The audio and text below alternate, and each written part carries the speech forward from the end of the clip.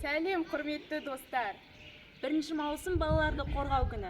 Осындай ерекше күнге орай біз Түркістан облысы Арыс қаласы Монтайташ жалпы білім беретін мектебінің оқушылары ретінде өзіміздің кішкентай достарымыздың арман тілегін білу үшін сұхбаттасқымыз келеді.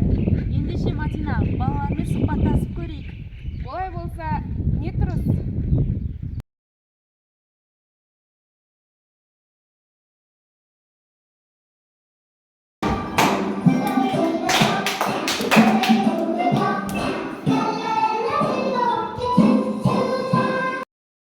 Біз кішкентай достарымызбен сұхбаттасуға келдік.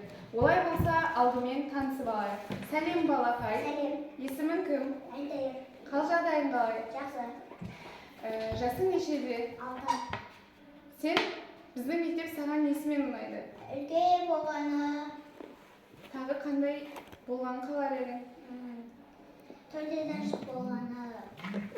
Жалпы сенің арманың қандай? Генерал бол. Жарайсың, арманыңа жет. 1 маусым балаларды қорғау күні.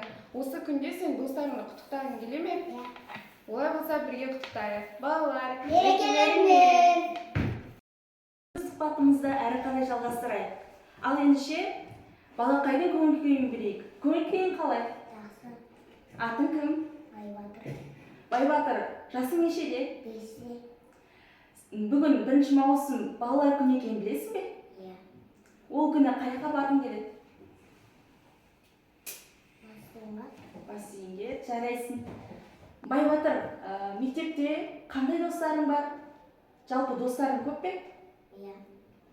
Кімді айтып берші? Нұрымжан, Айтайыр, Алинұр, Айбар, Сүйнұр, Жомарт. Жарайсың, достарың көп болсын. Байбатыр, 1 маусымға балаларды бірге құттықтайық.